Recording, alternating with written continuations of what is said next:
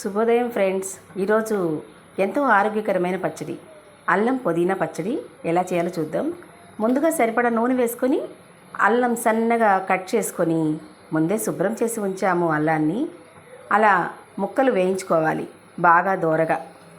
అల్లం ఒక రకంగా ఏగిపోయింది కదా ఫ్రెండ్స్. ఇప్పుడు పుదీనా ఆకును తీసుకుందాం. మీడియం సైజు పుదీనా కట్టను గొలుసుకొని శుభ్రం చేసుకొని ఈ విధంగా వేశాను. ఇప్పుడు ఇవి చక్కగా వేయించుకుందాం. ఇవి చిన్నగా ఏగుతూ ఉంటాయి ఫ్రెండ్స్. ఈలోపు మిరపకాయలు మిగిలినవి వేపుకుందాం. పాన్ పెట్టుకొని అందులో సరిపడా నూనె వేసుకొని కావలసిన సాయిగుళ్ళు వేసుకుందాం. ఇందులోనే కొద్దిగా 2 స్పూన్లు ధనియాలు వేసుకుందాం. ఇందులోనే ఒక 7 ఎండుమిర్చి ముక్కలు చేసి వేసుకుందాం. అల్లం పుదీనా ఆకు వేగుతూ ఉన్నాయి. అలాగే ఎండుమిర్చి సాయిగుళ్ళు ధనియాలు కూడా వేగుతున్నాయి. బాగా ఏగిపోయినాయి ఫ్రెండ్స్. ఇప్పుడు కాస్త కరివేపాకు వేశాను, జీలకర్ర 1 స్పూన్ వేశాను, కొద్దిగా వాము వేసుకుందాం. చూసారుగా బాగా వేగిపోయినాయి. ముందు ఇవి కారం కొట్టేసుకుందాం.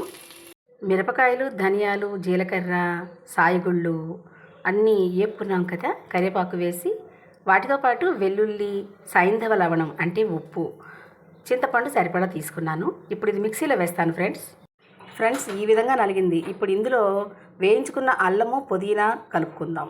ఉదయాన్నే వంట కూడా చేసేస్తాను ఫ్రెండ్స్. క్యారెట్ ఫ్రై, బంగాళదుంప వంకాయ ఎగురు కూడా వేస్తున్నాను.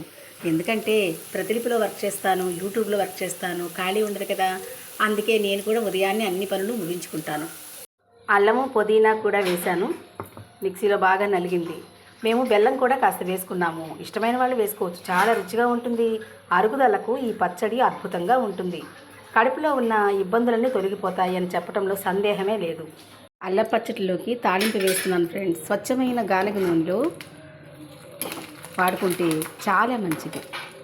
ఇలా ఉన్న పచ్చడిలో తాలింపు వేసుకుంటే కమ్మగా ఉంటుంది. ఈ పచ్చడి వాడుకుంటూ ఉండండి ఫ్రెండ్స్. పిల్లలకి, పెద్దలకి అందరికీ మంచిది. Okay, bye. క్యారెట్ ఎప్పుడు వేగుతూ ఉంది. అలాగే వంకాయ బంగాళదుంప పులుసుకి ఇప్పుడే తాలింపు వేశాను.